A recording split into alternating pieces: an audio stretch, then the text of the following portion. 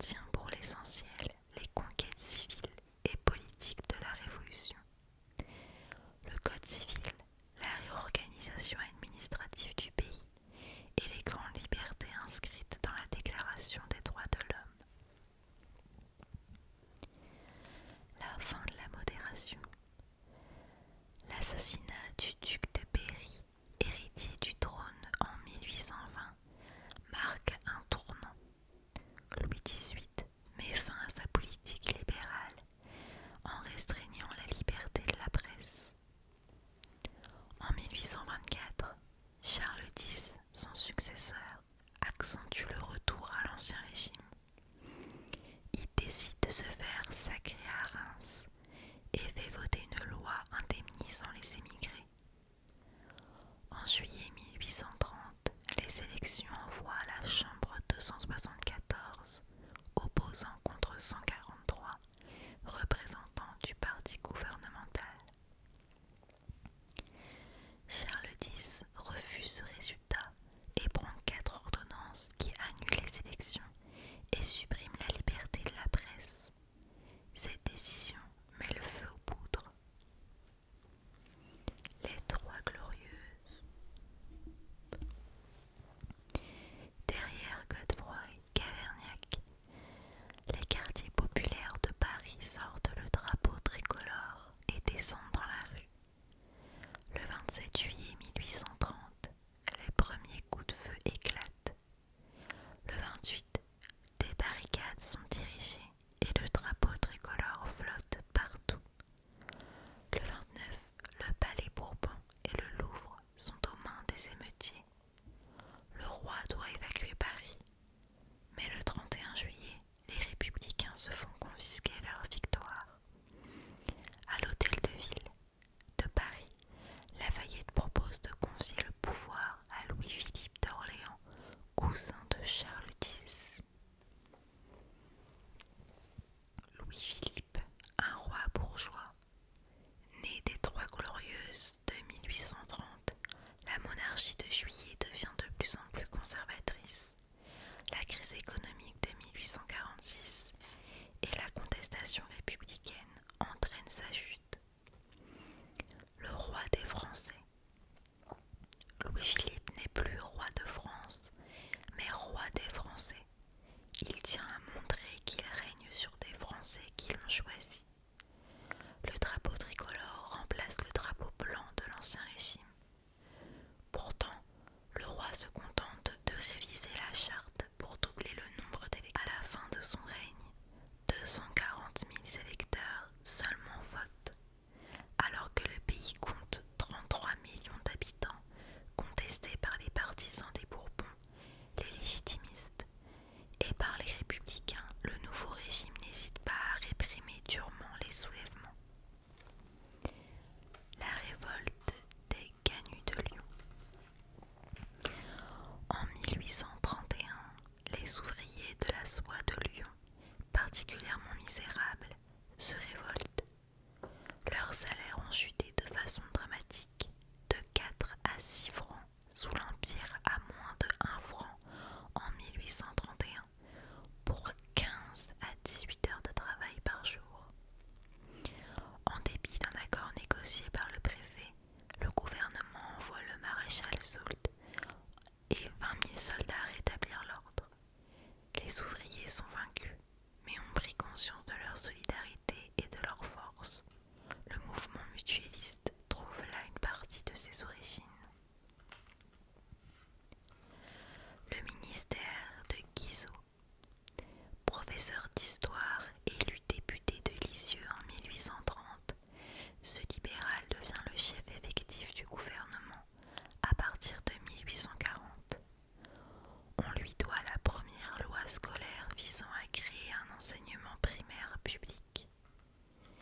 Il mène une politique d'entente avec l'Angleterre qui inaugure une période de paix en Europe. Il s'efforce de renouveler le personnel politique et de faire fonctionner le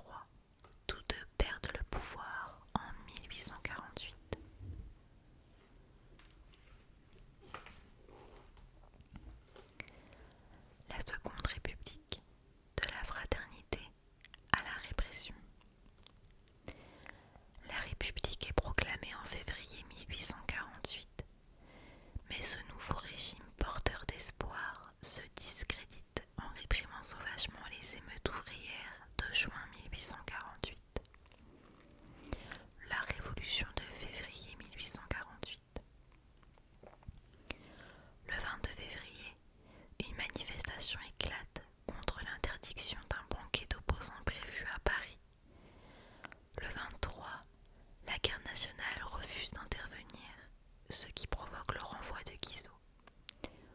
Au soir du 23 février, les manifestants expriment leur joie devant sa résidence que gardent des soldats. Effrayés, ces derniers font feu sur la foule. 20 morts. Immédiatement, les quartiers ouvriers de l'Est parisien se couvrent de barricades. Le 24 février, les troupes royales se mutinent et les insurgés attaquent le palais royal. Le roi abdique et la République est proclamée le soir même à l'hôtel de ville de Paris. Liberté, égalité, fraternité. La Première République avait proscrit les prêtres et les aristocrates, dressé des guillotines pour se débarrasser de ses opposants, utilisé la guerre civile et la guerre étrangère pour se maintenir. La Seconde République proclame la fraternité, institue le suffrage universel masculin, abolit l'esclavage, reconnaît le droit au travail. La fraternité est aussi la réconciliation entre les peuples, la proclamation d'une paix universelle. Espoir déçu. Les ouvriers pensent que la République va améliorer leur sort. Or, la crise économique et financière qui sévit depuis 1846 aggrave leurs conditions et l'Assemblée est divisée. Les républicains bourgeois réclament des réformes politiques, mais se refusent à tout bouleversement social. Les socialistes veulent une transformation complète de la société. Une insurrection de la misère éclate à Paris le 23 juin. L'Assemblée réagit en confiant au général Cavaignac, ministre de la guerre, le soin d'écraser l'insurrection. 900 soldats et 1800 insurgés sont tués. La République vient de noyer dans le sang les espérances sociales de février 1848. Louis-Napoléon Bonaparte s'appuie sur cette déception pour établir le Second Empire par un coup d'État en 1851.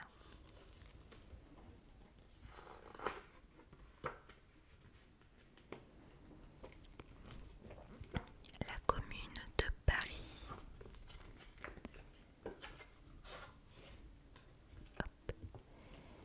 Dernière véritable révolution parisienne et première tentative de gouvernement ouvrier, la Commune de Paris est aussi le sursaut de fierté nationale d'une capitale assiégée par l'ennemi et qui ne se rend pas.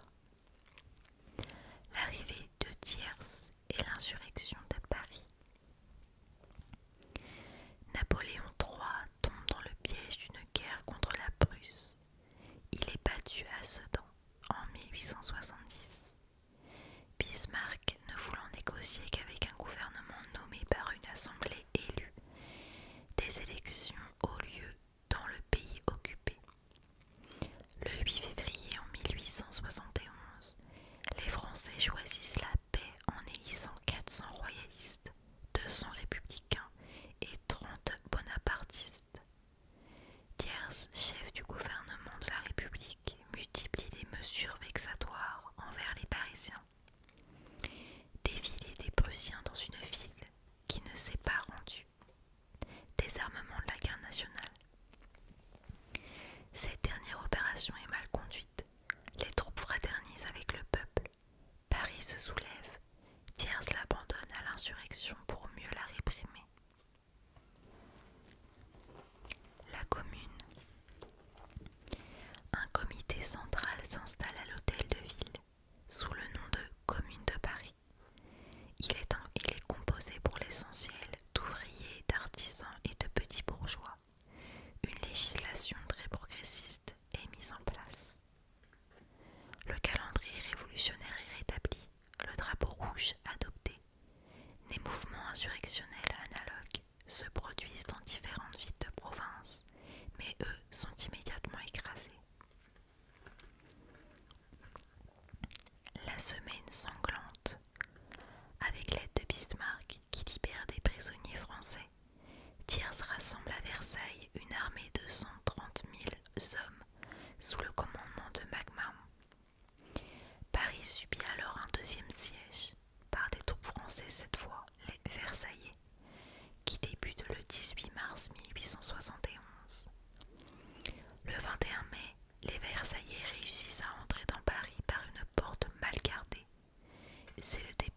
semaine sanglante qui aboutit à l'exécution de 20 000 à 35 000 insurgés. 12 fois plus de victimes en une semaine que la terreur à Paris en 15 mois.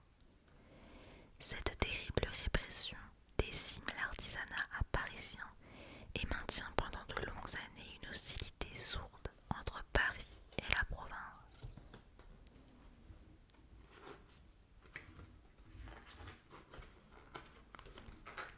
La République s'installe. Née de la défaite et longtemps mal aimée, la Troisième République est effacée en 1940, après avoir mis sur pied l'école laïque, gratuite et obligatoire, créé un immense empire colonial et gagné la guerre de 14-18.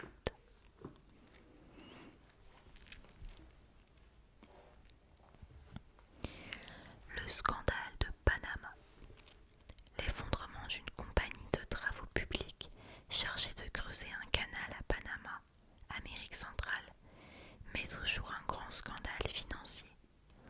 Le projet, mal conçu et mal réalisé, devient un gouffre financier qui ruine 85 000 souscripteurs. En 1892, Drummond, dans une série d'articles, laisse entendre que la compagnie a été la victime de manœuvres de la banque juive. Les conséquences sont graves et durables. Une partie importante de l'opinion publique perd confiance dans le régime parlementaire et l'antisémitisme devient une donnée fondamentale de la vie politique. L'affaire Dreyfus. Au départ, il s'agit d'un simple fait divers. Un officier français vend des secrets militaires à l'Allemagne. Le 15 octobre 1894, Alfred Dreyfus, de religion juive, est arrêté, jugé et condamné comme traître.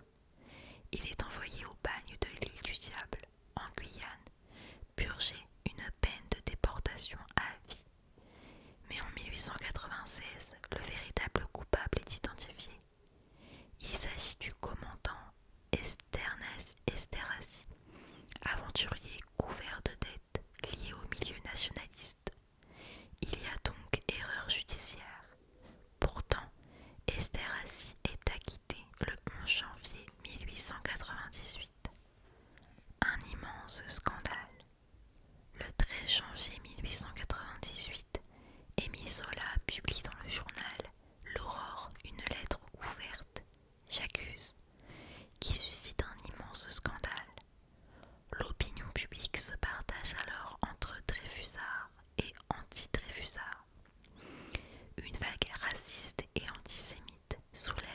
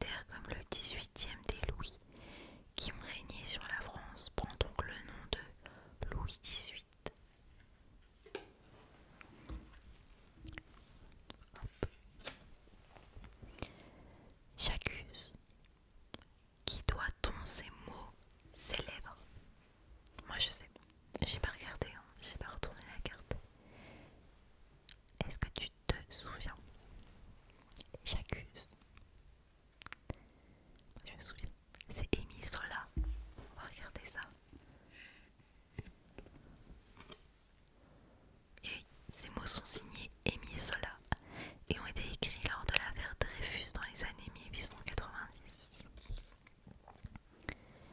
Quelle loi a été votée en 1905? L'école obligatoire, il me semble, non? Laïque, l'école laïque est obligatoire. Ou peut-être pas. Certains milieux catholiques ayant joué, lors de l'affaire Dreyfus, un rôle actif dans le camp anti-républicain. Les républicains décident de réduire leur influence en 1905. La loi de séparation des églises et de l'État est votée. Elle met fin au régime de concordat qui datait de 1802 et supprime la très ancienne tradition qui accordait au catholicisme une situation privilégiée en France. Je me suis trompée, c'était pas du tout ça. Alors, qui était Louis-Philippe?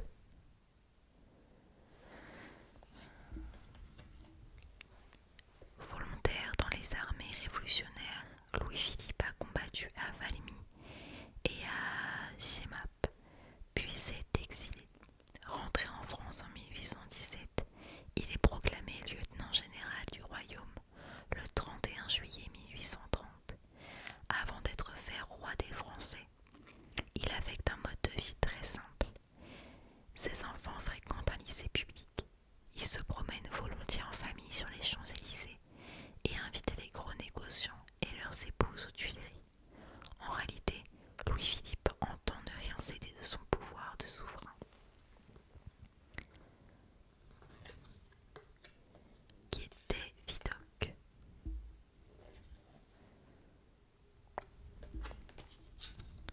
Vidocq, l'inventeur de la police moderne. François-Eugène Vidocq,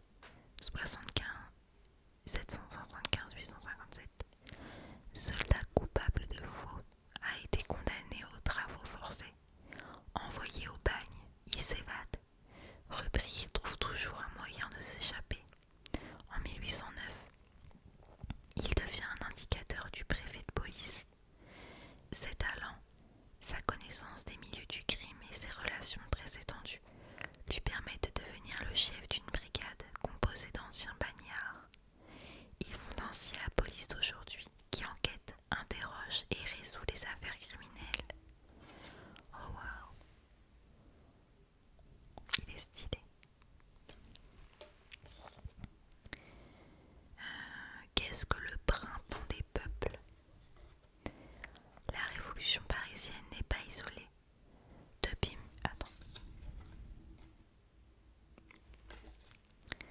Depuis 1815, l'Autriche de Metternich domine en Italie, en Allemagne, en Hongrie et en Bohême. De janvier à juin 1848, les révolutionnaires de ces pays renversent le gouvernement Metternich ainsi que les régimes soutenus par l'Autriche et imposent des constitutions libérales. C'est le printemps des peuples, mais les Autrichiens se ressaisissent et imposent par la force le rétablissement des régimes déchus. Qui était Louis-Napoléon?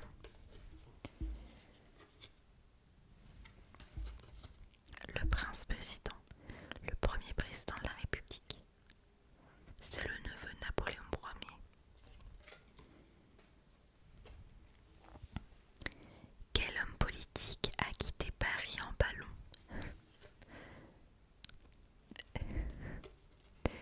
Léon Gambetta. C'est un ministre de l'Intérieur du gouvernement de la Défense nationale. C'est à ce titre qu'en ballon il quitte la capitale assiégée par les Prussiens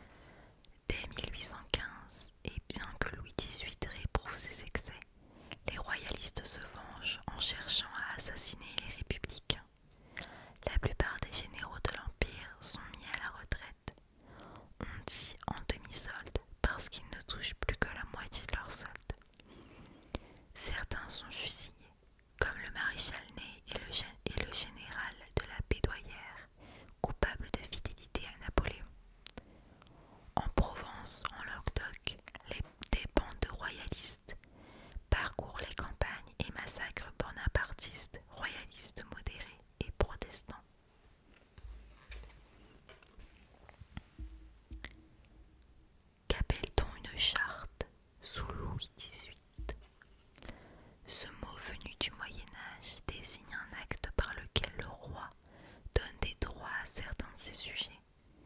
Louis XVIII, roi par la grâce de Dieu, rappelé par la divine providence, octroie cette charte à ses fidèles sujets. C'est une constitution.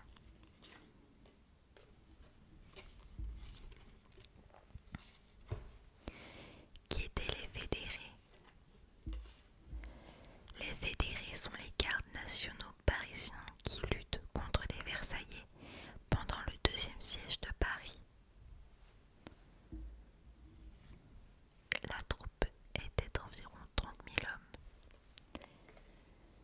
Qu'est-ce que l'amendement wallonne? J'ai fait tomber la carte.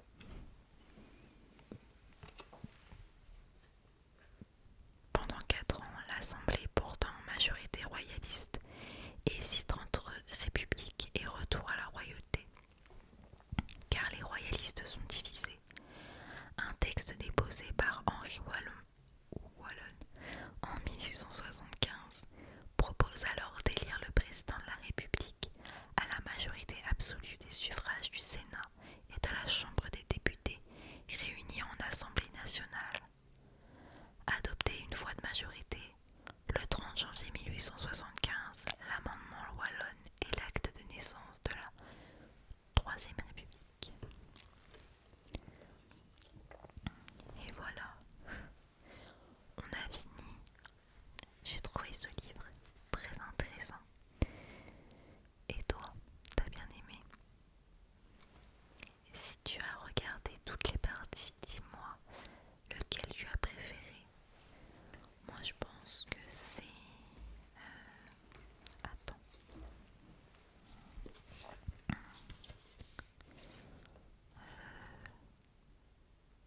De Louis XVI